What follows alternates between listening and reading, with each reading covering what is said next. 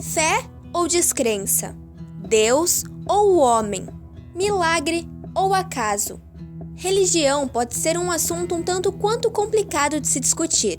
A força que exercem povos, desde muito tempo na história, formou a base de hábitos e culturas pelo mundo todo. Se forem observadas as pinturas rupestres na pré-história, alguns desenhos das cavernas já denotam situações retratadas ali que sugerem uma certa espiritualidade, uma percepção de que algo existia já além da matéria, mesmo naqueles tempos em que o homem sequer tinha dominado ainda o fogo, sequer tinha desenvolvido a escrita. Então, o surgimento dessa relação nós não conseguimos detectar, nós apenas sabemos que ele remonta, né, a épocas imemoriais. Como costumamos dizer, ele se perde na noite dos tempos. O fato é, a crença em uma religião não precisa de certezas, e sim de fé. A crença na ciência não precisa de fé, mas sim de certezas. E isso tudo pode existir sem gerar confusões. Na realidade, não existe conflito entre ciência e religião. O conflito está entre os homens que pensam a ciência e os homens que pensam a religião. Por quê? As duas são duas invenções do homem. As religiões são invenções dos homens que se agregam, se agrupam para alguma finalidade. E a ciência, ela tem um outro caminho, ela tem uma outra metodologia que não é o da fé.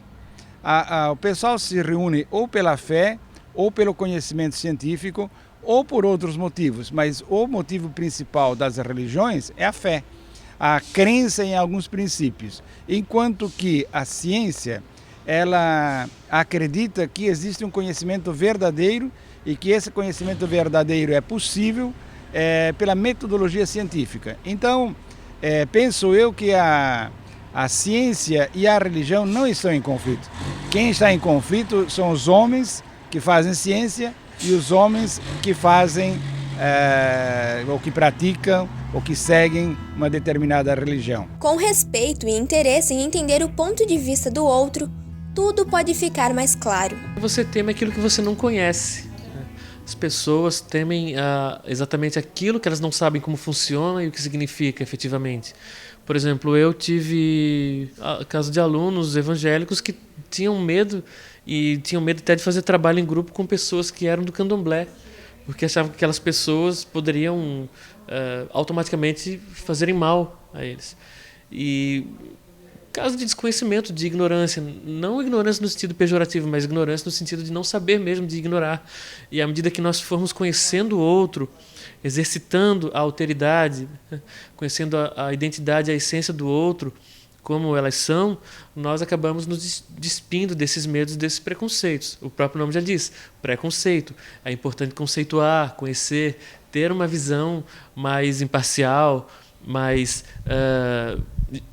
clara das coisas que nós falamos, né, das outras religiões.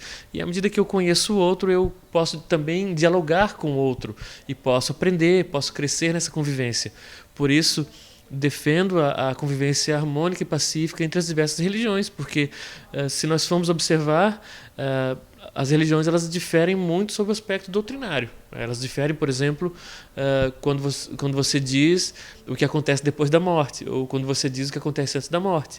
Mas no caráter ético elas não diferem tanto assim, né? Todas elas orientam as pessoas para terem boas condutas, né?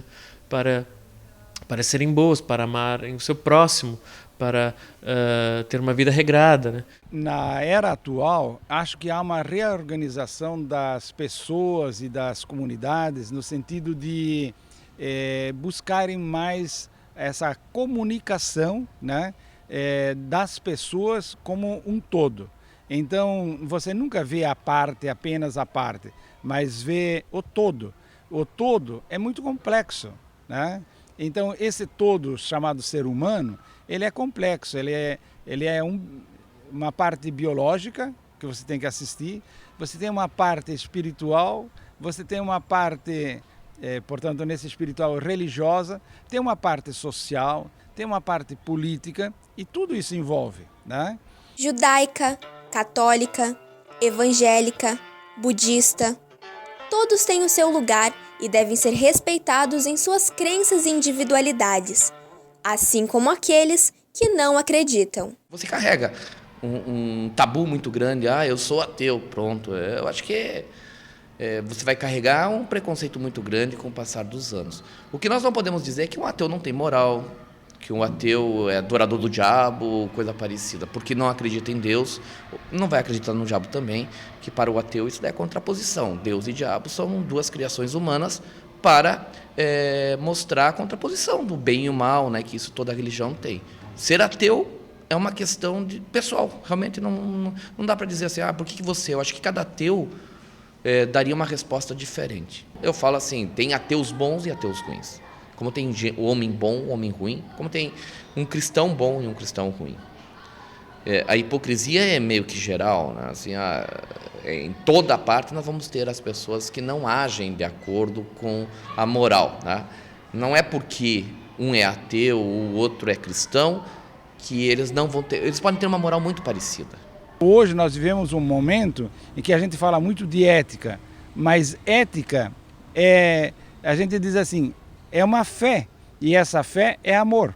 Então, esse amor, tudo aquilo que você falar em religião é sempre relacionado a alguma coisa assim, ao bem.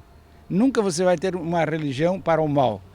Até dizem alguns que existe, né, o culto ao Satanás, por exemplo, mas isso é uma minoria tão pequena que nem conta. Então, na realidade, para que servem as religiões? Para trazer os bons fluidos para as pessoas. Em qualquer religião que você esteja agregada, ou que você esteja fazendo algum trabalho, alguma reflexão, é sempre para o bem. Então, acredito que o cientista, que é bom cientista, ele sempre respeita a religião. E o camarada que tem uma fé verdadeira, uma fé do amor, ele sempre vai respeitar a ciência.